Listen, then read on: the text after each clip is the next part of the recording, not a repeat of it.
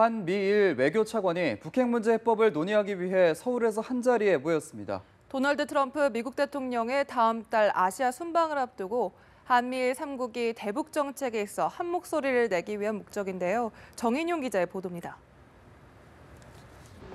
다음 달 도널드 트럼프 대통령의 첫 아시아 순방을 앞두고 한미일 외교 차관들이 서울에서 북핵 문제를 놓고 머리를 맞댔습니다. 북한이 핵을 포기하지 않겠다는 의지를 누차 드러내는 등 북핵 문제 해법의 실마리가 풀리지 않는 상황에서 한미일은 우선 3국의 대북 정책을 조율하는 데 집중했습니다. 임성남 외교부 1차관은 공동 기자회견에서 한미일이 평화적 방식에 의한 완전한 북핵 폐기라는 공통의 목표를 확인했으며 현 상황에 대한 인식도 공유했다고 밝혔습니다. 특히 3국은 북핵 문제의 해결을 위해 북한에 대해 압박을 가해 나가는 가운데에서도 한반도 상황의 안정적 관리가 기요하다는 데 대해 인식을 같이 하였습니다. 특히 존 설리버 미 국무부 부장관은 오바마 정부의 대북 정책이 실패했다고 지적하면서 제재와 압박을 통해 북핵 문제를 풀겠다고 강조했습니다. Our objective is through that campaign of pressure to bring North Korea to the negotiating table without preconditions. 위안부 문제와 관련해 스기야마 신스케 일본 외무성 사무차관은 한일 간의 위안부 합의가 착실하게 이행되는 것이 중요하다고 강조하기도 했습니다. 한미일은 2018년 평창과 2020년 도쿄, 2028년 로스앤젤레스에서 올림픽이 잇따라 열린다는 점을 착안해 올림픽 관련 협력 방안도 모색키로 했습니다. 한미일 외교차관 협의회와 별도로 한미 차관급 전략대화와 한일 양자협의도 열렸습니다. 연합뉴스TV 정인용입니다. 어제 중국의 당대회가 개막한 데 이어 다음 달 초 미국 트럼프 대통령의 첫 아시아 순방도 예정돼 있습니다. 한반도 정세에도 변화가 나타날 것이란 관측이 나옵니다. 이봉석 기자입니다. 중국 19차 당대회를 통해 시진핑 국가주석은 집권 2기의 권력 기반을 확실하게 다지게 될 전망입니다. 그동안 내치에 집중해온 시 주석이 당대회 이후 강화된 권력을 바탕으로 외부에 적극적으로 자기 목소리를 낼 수 있다는 분석도 나옵니다. 당대회를 앞둔 시진핑이 약간 상대적으로 소극적 자세를 보였다면 당대회를 마친 시진핑이 기존의 정책을 유지하는 데 보다 적극적으로 나갈 수 있는 그런 변화 요인은 존재한다. 북핵 문제와 이와 관련한 미국의 대중 압박, 사드 문제 등과 관련한 중국의 태도가 달라질지 주목되는 이유입니다. 다음 달 초로 예정된 도널드 트럼프 미국 대통령의 첫 아시아 순방 역시 미국의 한반도 정책에 있어 전기가 마련될 수 있습니다. 트럼프 대통령은 아베 신조 일본 총리와 문재인 대통령, 시 주석과 차례로 정상회담을 갖습니다. 트럼프 대통령은 일련의 정상회담을 통해 한미일 대북 공조를 다지고 북핵 해결을 위한 중국의 역할을 강조할 것으로 예상됩니다.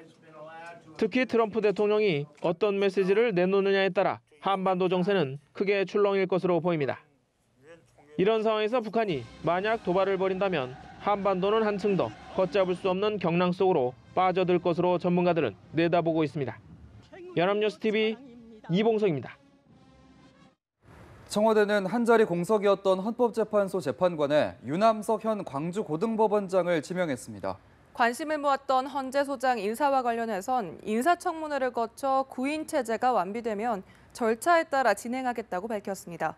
이경희 기자의 보도입니다. 문재인 대통령은 대통령목 헌법재판관 후보에 유남석 광주고등법원장을 지명했습니다. 이유정 후보자가 주식 대박 논란으로 자진 사퇴한 지 47일 만으로 청문회를 통과하면 9개월여간 이어진 헌재 8인 체제에서 벗어나 9인 체제로 완비됩니다. 유 후보자는 서울 민사지법 판사로 시작해 대법원 재판연구관과 서울지법 부장판사, 대법원 선임재판연구관 등을 지내 재판 실무와 법리 연구 실력을 두루 갖췄다는 평가를 받습니다. 실력과 인품에 대해 두루 높은 평가를 받고 있어 대법관 후보 추천위원회의 대법관 후보, 대한변협의 헌법재판관 후보로 추천된 적이 있습니다. 유 후보자는 김명수 대법원장이 활동했던 진보 성향 판사 모임 우리법 연구회 창립을 주도한 인물로도 알려져 있습니다. 문 대통령의 유 후보자 지명은 논란에 휩싸인 헌재 소장 권한대행 문제와 관련해 일단 헌법재판소 체제부터 정상화하겠다는 의지가 반영된 것으로 풀이됩니다. 청와대 관계자는 소장 인선은 다음 단계의 문제라며 유 후보자가 청문회를 통과해 임명되면 9명의 재판관 중 소장 후보를 머지않아 지명할 계획이라고 말했습니다.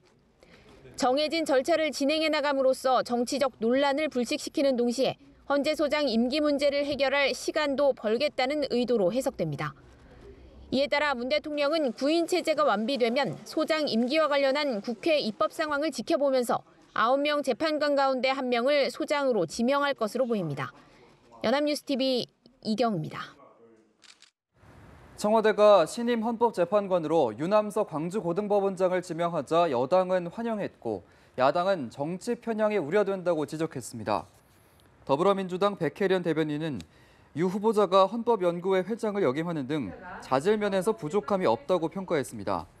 반면 자유한국당 전희경 대변인과 국민의당 손금주 대변인은 청와대가 쉬운 길을 놔두고 돌아간다며 헌법재판소장 지명이 먼저라고 말했습니다. 바른정당 이종철 대변인은 또 우리법연구회 출신 편향 인사를 지명했다며 철저한 후보자 검증을 예고했습니다. 문재인 대통령이 좋은 일자리 만들기의 구체적인 설계도를 공개했습니다. 공공부문 81만 개 일자리와 함께 민간에서 혁신 창업과 사회적 경제를 적극 육성해서 새로운 일자리 전초기지로 삼겠다는 구상입니다. 성승환 기자입니다. 문재인 대통령이 밝힌 좋은 일자리 만들기는 공공과 민간의 두 가지 축으로 구성돼 있습니다. 특히 민간 부문 일자리 정책이 눈에 띕니다. 혁신 창업과 함께 사회적 경제 기업을 적극 육성해 새로운 일자리를 창출하고 혁신 성장으로 이어지도록 하겠다는 구상입니다. 사회적 경제 기업이란 양극화 해소와 일자리 창출을 동시에 추구하는 기업으로 소셜 벤처 같은 것을 말합니다. 일자리 창출의 주체를 대기업에서 벗어나 중소기업과 벤처기업이 되도록 적극 키우겠다는 겁니다.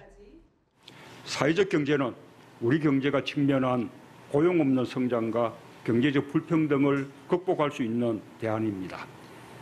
일자리를 늘리면서 동시에 사회적 문제를 해결하는 착한 경제입니다.